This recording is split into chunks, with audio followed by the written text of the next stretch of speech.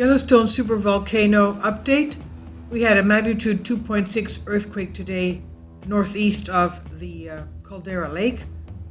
Steamboat Geyser Eruptions, and it's working up to a new one anytime now. Also the deformation for the month and the quake activity, and also the quake swarms. This is today's 2.6, depth of 9.2 kilometers, is about 6 miles down. And this is the area of it. This is Hebgen Lake right here, Yellowstone Lake over the Caldera. And this is a 2.6 magnitude earthquake that we've had today. Hebgen Lake, the Caldera area, you can see basically the outline of it, and that's the Yellowstone Lake on the southeastern part of it. And this is the 2.6 magnitude earthquake. And going to our water temperature for Steamboat Geyser. This is for the week, and we can see that the noise that it's making here is quite long. It's 5 days here, and it's working up to an eruption. We had 2 eruptions on the 13th and on the 25th, and it's going up to another eruption any day now, any moment now. So it's still active. Monitoring map, the earthquakes. And this is the latest earthquake of 2.6 that we talked about 6 miles down. And let's pull out a little bit. Okay. 143 earthquakes up to now. These are the swarms that we have here in the area of where we see the uplift deformation. Finally, support my Patreon account. The daily posts are 5 videos daily, and they are totally different from what I have on my YouTube channel. Thank you so much for your support and that you find all my content so interesting. You'll find the Patreon account details in the description box. Now, let's go to Hebgen Lake to see here what's happening there. GPS stations show us the earthquakes and the deformation.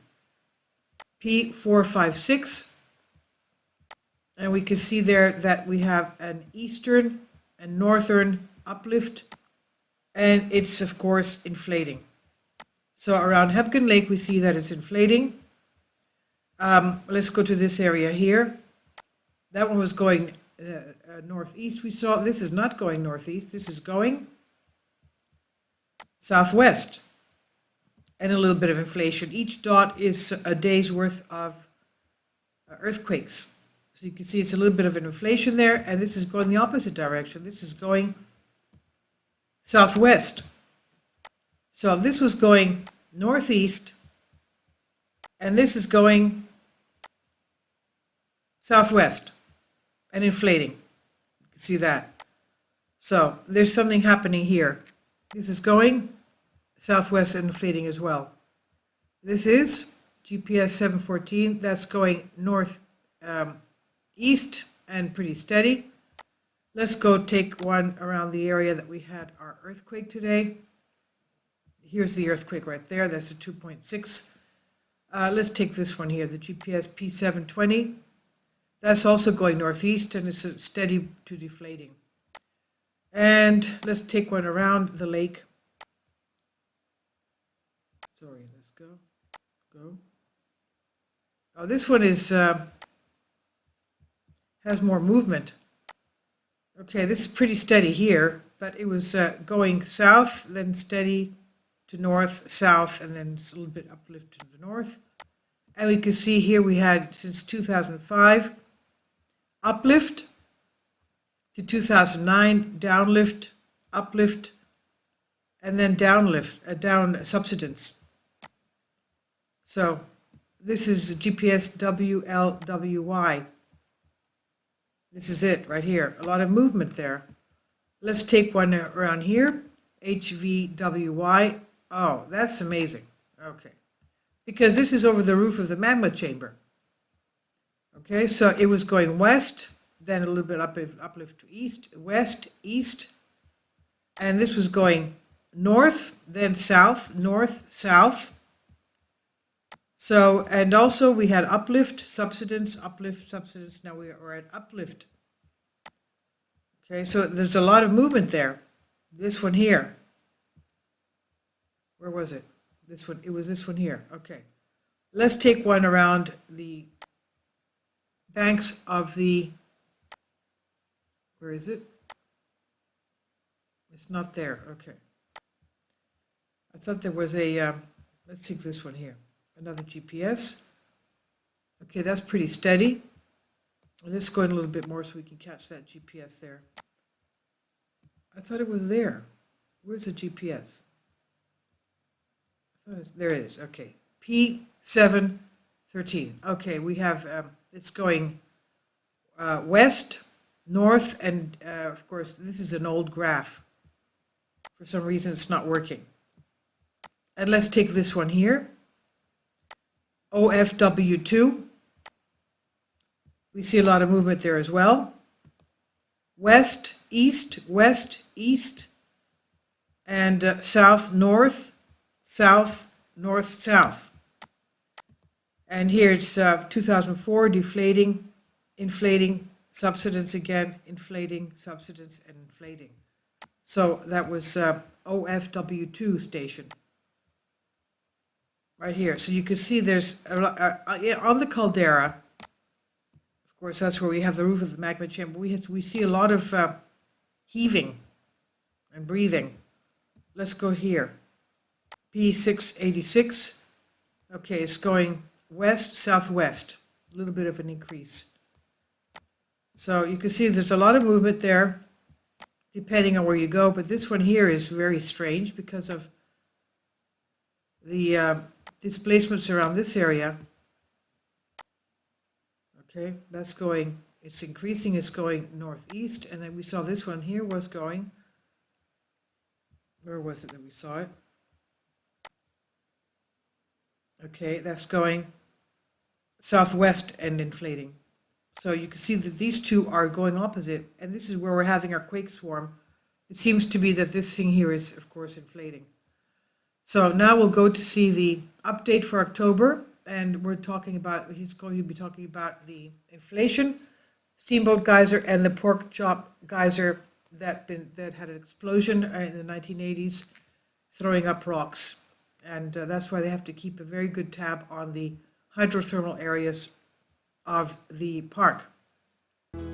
Hi everybody, I'm Mike Holden, the scientist in charge of the Yellowstone Volcano Observatory, and this is the monthly update for November 1st of 2021.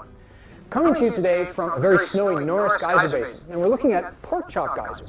Now, Pork Chop was named in the 60s because it looked like a pork chop. It was really just sort of a thermal pool. But in the 70s and in the 80s, it started having these intermittent geyser eruptions. It became Pork Chop Geyser. And then in the mid-80s, it started having these perpetual geyser eruptions. In fact, there's some really spectacular photos from the 80s, especially in the winter, days like today, where large mounds of ice would form over the geyser as the water that was coming out, as the steam condensed very quickly into ice crystals. You've got these very spectacular ice mounds. And Pork Chop was becoming more and more active through the late 80s until on September 5th, 1989, it actually exploded. The vent for the geyser became so constricted that pressure built up and it blew it up. And rocks were actually thrown 200 feet distant from there. In fact, all those upturned rocks that you see around Pork Chop now were formed during that explosion. And there were a bunch of people in the geyser basin that day who witnessed it. So we have a very good record of the Pork Chop explosion. This is an example of a hydrothermal explosion, a relatively small one, but this is one of the hazards that we have in Yellowstone and one of the reasons that we need to monitor the thermal basins like we do. So since that explosion in 1989, Pork Chop's been a relatively calm pool. You can see the nice blue color there. We actually monitor the temperature with one of our thermal data loggers, and you can find that information on the Yellowstone Volcano Observatory website. So really cool feature here on a wonderful day in Norris Geyser Basin. All right, now let's talk about what happened in Yellowstone during the month of October with respect to earthquake and deformation activity. Seismic activity during the month of October in the Yellowstone region was pretty typical of normal background levels. The University of Utah Seismograph Stations, which is responsible for the operation and maintenance of the Yellowstone seismic network, located 267 earthquakes in the region during the month. The largest was a magnitude 2.6, located just off to the east of the Norris Geyser Basin. That occurred on October 4th, local time.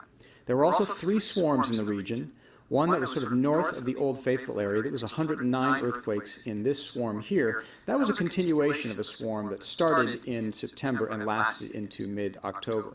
There was a swarm off to the east of Norris that included the largest event of the month, a little over 20 earthquakes, and then there were also a little over 20 earthquakes in the swarm that was off to the northeast of West Yellowstone, Montana. That's also a continuation of a swarm that started in September and lasted into early October. So, normal background seismicity for the month, largest magnitude 2.6, and typical swarm activity. Turning now to deformation, this is showing vertical deformation at the White Lake GPS station over the past 2 years. This is on the east side of the caldera, on the Sour Creek Resurgent Dome.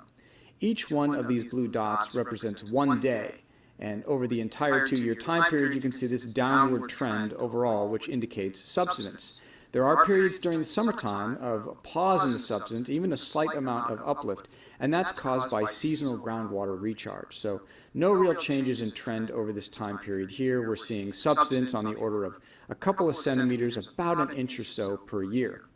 If we go to the other side of the caldera and the Old Faithful continuous GPS site, this is on the Mallet Lake Resurgent Dome, we see the same overall downward trend with this small interruption during the summertime.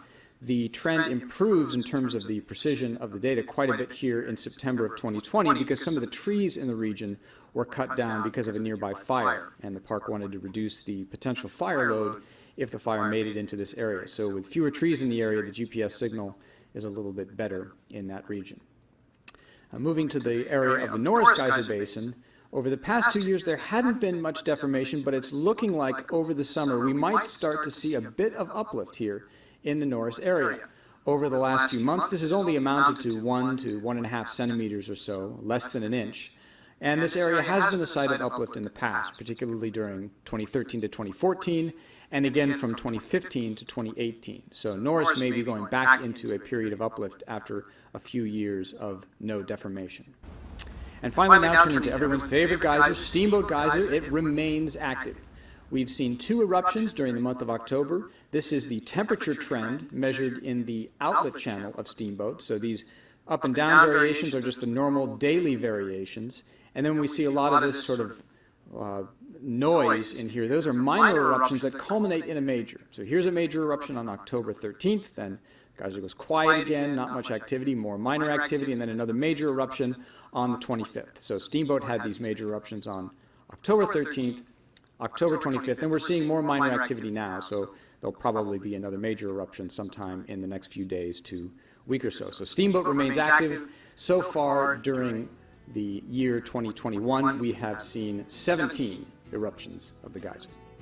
Well, that does it for the monthly update for November 1st, 2021. Now remember, if you have any questions, you can email us anytime at ydowebteam, that's all one word, at usgs.gov. We'll be back next month, so until then, stay safe, stay healthy. We'll see you soon. Bye-bye.